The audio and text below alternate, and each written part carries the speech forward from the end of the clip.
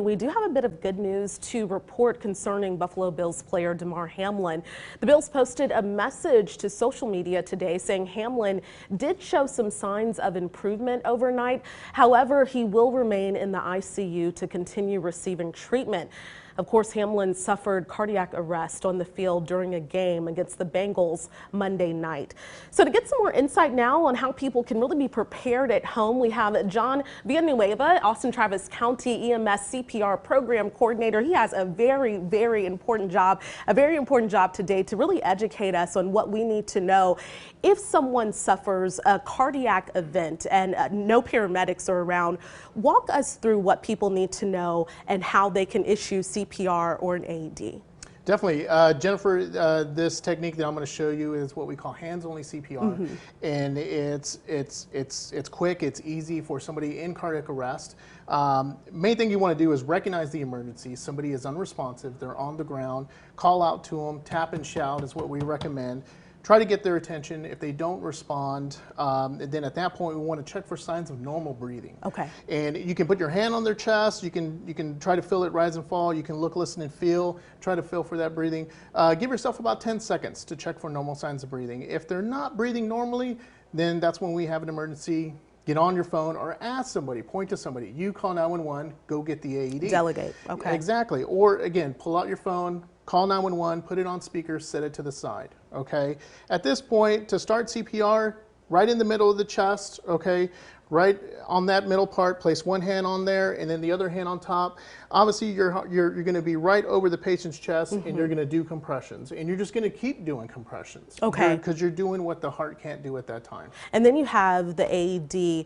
I know a lot of people have this at their place of business, but they might not know how to work it. So what are the initial steps for that? So the AED, most of them are in a case. If you open it up, some of the AEDs, as soon as you open it up, it turns on automatically. This one in particular doesn't do it, but if you turn it on, you hit the green button, the green power button, it turns it on, and then it'll walk you through the steps. Adult patient. If the patient is a child, press the child button. So it tells you what to do. Okay. Remove clothing from the patient's chest. Clear the patient's chest. Remove packet and apply pads Apply on the patient's pads. Press pads firmly on skin.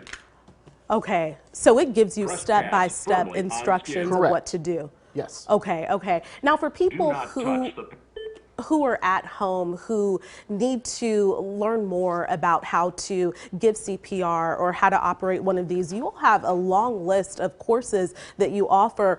Where do we start? Where does someone start if they just want to know the basics and then work their way from there?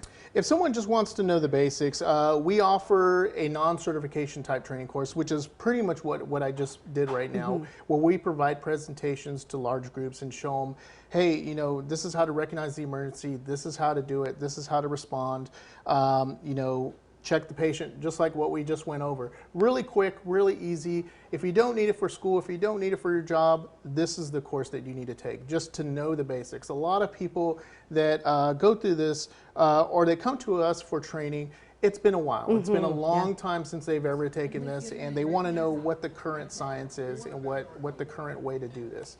And it's quick, easy, it's quick presentation, easy to know. Okay, and so if I haven't taken it in 1 to 2 years, is there a time frame on when I need to update that training? For our certification classes, the recommendation or the recommended renewal time is every 2 years. Every 2 years, okay. Yes, but for somebody who doesn't go through it a lot, you know, maybe, you know, refresh yourself every year, watch a video, or go through a presentation. Okay, and then John, for people who do have, you know, they have this instrument in their place of business, is there a time where they need to replace it or just check that it's still functional? Most of these devices do like a self-check every day, every night, early hours in the morning. And when it needs attention, it'll start beeping almost like a smoke detector. And that's when, you know, somebody definitely, if it's a place of business, somebody needs to be in charge of it and needs to check on it regularly. Yes, the pads do expire over time and they have an expiration date. So does the battery. The battery has an expiration date on it as well. But again, checking on it periodically and making sure that you have backups just in case. Okay, John, thank you so much. I know that we could probably talk all day about about the information we need to know. But if you're interested in one of those courses, we'll place a link to those courses on our website at KXAN.com. Again, thank you so much.